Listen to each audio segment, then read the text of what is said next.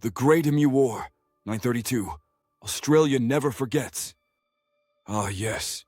The year is 1932, and the world is recovering from the Great Depression.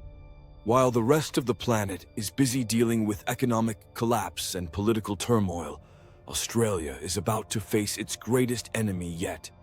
Not Germany, not Japan, not even spiders the size of dinner plates. No, mate, it's the emus. That's right. A nation famous for kangaroos, snakes, and Vegemite would soon declare war on giant, flightless birds. Western Australia, post-World War I, thousands of soldiers had returned home from the war. Brave, battle-hardened men ready to rebuild their lives. Government, being helpful as always, gave them farmland in the outback. They were told, grow wheat, feed the nation. But there was one small problem. The land they were given, dry, remote, and completely terrible for farming. Still, the farmers tried. They plowed, planted, and prayed. And just when their crops finally started growing, 20,000 emus showed up. Imagine working all year to grow your wheat, only to have a horde of 6-foot-tall birds marching in like a feathery army, trampling everything and eating whatever they pleased. The farmers were furious. The emus were delighted. The government? They said, don't worry, mates. We'll send the military. Yes, this is real. In November 1932, the Australian government deployed Major G.P.W. Meredith, along with soldiers from the Royal Australian Artillery. They brought with them 2 Lewis machine guns and 10,000 rounds of ammunition. The mission? Simple. Eliminate the emu threat. The soldiers probably thought it would be easy. I mean, they had fought in World War I. How bad could birds be? Oh, they were about to find out. The first encounter took place near the town of Campione. About 50 emus were spotted grazing. The soldiers moved in quietly, set up the guns, and waited for the perfect moment. Then, rat-ta-ta-ta-ta! The guns opened fire. Birds scattered instantly. Within seconds, they disappeared into the bush.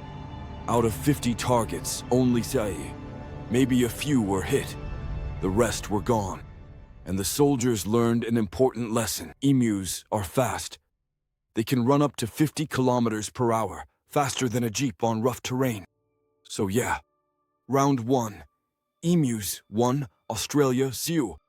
Not giving up, Major Meredith decided to mount the guns on a truck.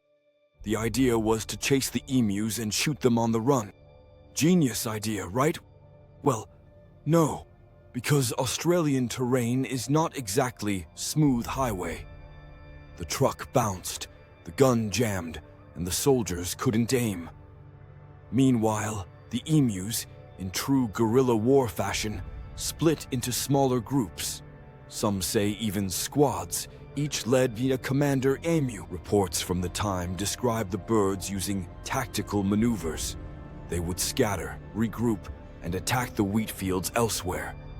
Major Meredith said, and this is a real quote, "If we had a military division with the bullet-carrying capacity of these birds, it would face any army in the world and win." Yes. An Australian officer literally complimented the enemy birds. After several days of fighting, the soldiers fired thousands of bullets and hit maybe a few dozen birds. The emus just kept coming. Every time one went down, 2 more appeared. It was like an endless wave of feathery chaos. And it wasn't cheap either. Bullets were expensive during the Depression. The government started getting embarrassed. Newspapers mocked the military. Emus still undefeated. Australian army loses war to birds. The public was laughing. Farmers were frustrated. And the emus? Well, they were probably celebrating with a victory march through the wheat fields. By December 1932, the military gave up. The operation was officially called off. The final tally?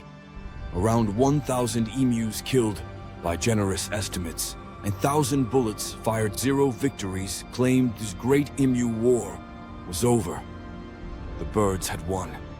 Australia had surrendered, and Major Meredith went home, probably with a deep hatred for anything with feathers. What happened after this feathery fiasco? The government decided to stop using soldiers for bird problems. Instead, they offered farmers ammunition to shoot emus themselves, though even that didn't help much. Eventually, they built long fencing systems to keep the emus out of the farmland, which, honestly, was probably what they should have done from the start. But the legend lived on.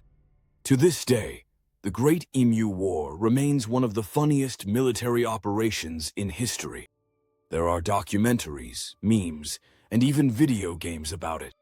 Australians still joke that it's the only war their army ever lost. So, what can we learn from the Great Emu War? Never underestimate your enemy, especially if your enemy is a 6-foot-tall bird with attitude. Machine guns don't always solve everything, and sometimes the most powerful force in nature is pure, dumb persistence. Because the emus didn't have strategy, tanks, or technology, they just ran fast, dodged bullets, and refused to quit.